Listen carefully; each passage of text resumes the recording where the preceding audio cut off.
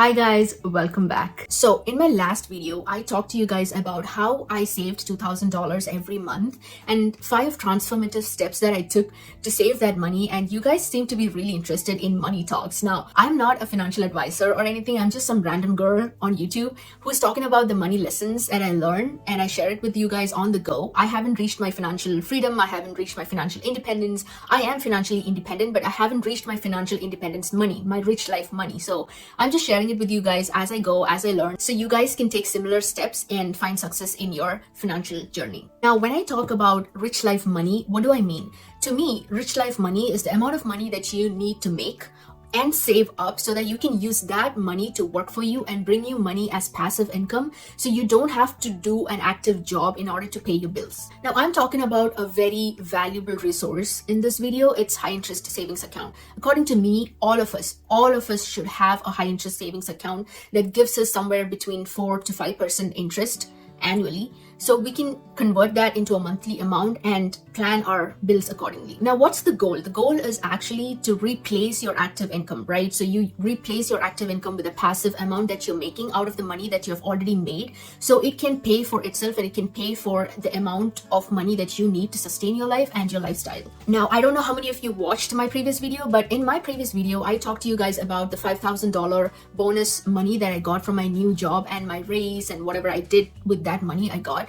So imagine I put that $5,000 into a high interest savings account that gives me 5% APY. Now, what this means is that every year, the $5,000 that I have saved up in my high interest savings account is going to bring me a 5% APY, which means every year I'm going to make $250. And if you want to convert that to the amount of money that you get paid monthly, just divide $250 by 12 and you end up with $20 in your account. $20 every month without you having to do any work is a huge amount of money for me. Like, you could think that, oh, $20, like, what does it do? But it could do a lot. It's just a beginning. If you use the $20 to pay off your fixed bills every month, that's gonna be a game changer. Now, you can use this money to cover one of your fixed expenses in a month. For me, it's Netflix. I am on a basic plan for Netflix because I love watching shows and I'm unapologetic about it. And if I want to like switch off my brain and just enjoy something, being a consumer, I don't care. I want to watch Netflix and I don't want to cancel my Netflix subscription. And its basic plan is just $5 with ads. So when you watch Netflix with ads,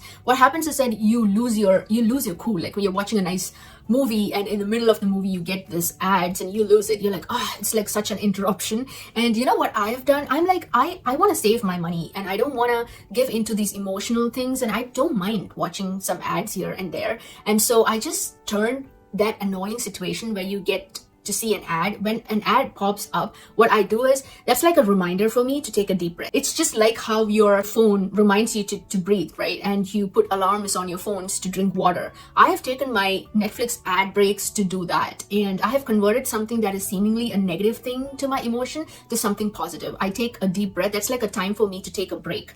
Take a deep breath or drink some water. Whatever it is, take a sip of water every time you see an ad on Netflix if you have a basic account. So I just pay $5 for my Netflix and I'm happy. This is something that you can try, and you don't have to pay like $20, $25 or whatever for a subscription. If you feel that you need an upgrade, that's when you go for an upgrade. So always when you start a subscription service, go for the basic one first and try it out. Now you're left with $15. You can use that money for something else, another subscription or something else that you want to buy. For me, it's Audible. Now, before you guys click out of my video, this is not a sponsored one, and I just love Audible. I cannot like get myself to read a physical book, so what I do is I just listen to Audible on 2 times the speed and I just finish a book in like 5 hours instead of having to have a physical book with me and having to carry it around and taking days to finish it and straining my eyes.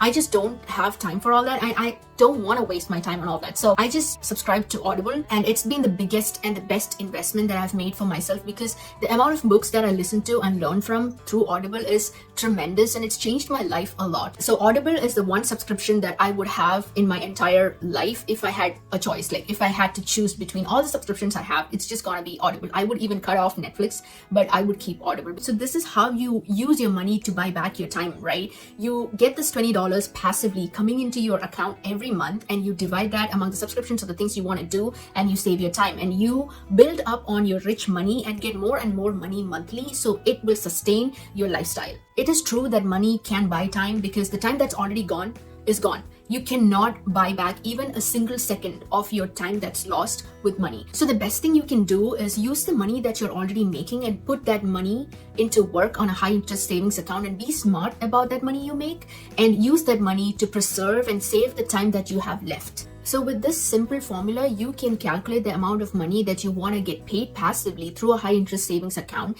and the amount of money that you need to actually save up on your high interest savings account in order to get that money and live passively and be able to sustain your lifestyle. For me, a rich life is not working because I have to work, working because I want to work, not waking up to an alarm clock every morning, having slow mornings, being able to enjoy a nice relaxing cup of tea, taking a walk in the nature, being in the nature and doing things that recharge me and not doing things that actually drain me. That's my rich life. It's a very simple, rich life. But there is no denying of the fact that we all have bills to pay. We have car insurances, we have home mortgages, we have groceries, we have other shopping things we want to do, we have to give gifts to our loved ones. So every decision in our life comes down to money. It's very important for all of us to be really smart with our money and not just throw it away. After you get to your rich life money, you can decide if you want to work further. You can take like 3 days off and you can go from 6 days of work to 3 days of work or 2 days of work. And if you don't want to work, you don't want to work because you've gotten to a point where you have the rich life money saved in your high interest savings account and you're withdrawing 4% or 5% of it every year, and it still pays your bills. Now, I know that there are so many people on the internet talking about budgeting. Like every time they talk about budgeting, they're like, I don't like to budget, I don't want to hear about budgeting, I'm not gonna talk about budgeting. And in the end, what they're talking about is actually budgeting. So I don't get it. It's just double standards to me at that point. But I will tell you, budgeting is important. Being able to know where your money is coming from and where your money is going is so important. So you have to get your hands into budgeting and knowing where your money is going. So there is no trashing budgeting. Everybody starts somewhere, and your first step to start is budgeting. If you want to reach your rich life money, if you want to know how much money you want to save up, how much money you can withdraw, how much you need to pay for your rent, even those miscellaneous costs and spendings that you have, you will not know about it if you don't budget about it, if you don't write down about it. So I'm sorry, you have to budget. And I don't know what these people are talking about. Oh, I don't want to talk about budgeting, and it's not, my video is not about that. And all they do is actually talk about budgeting. In the end, it's all about budgeting. And then they go on and they talk to you about, oh yeah, let's start writing down your bills. What's that? That's budgeting, right? Like, and then they say that it's not budgeting. It is budgeting, and you need to get your hands on it. Now, I know what you're thinking. You're thinking, how can I get so much money? How can I make so much money and reach that point of my rich life so that I can comfortably withdraw 5% from my account? And in my last video, I am talking about 5 things that I did, 5 steps and tricks that I did to save up $2,000 every month. And I wasn't even sure I would be able to do that because with my kind of income, which is not too high, I thought that was a very aggressive thing to do, but I did it. Like, it's been almost a year since I started doing it, and I'm like, oh my god, this thing works. So I did all that and I have shared all that with you. And if you want to learn more about how I do things, just go and watch that video and let me know if it works for you. I will see you in the next video. Bye.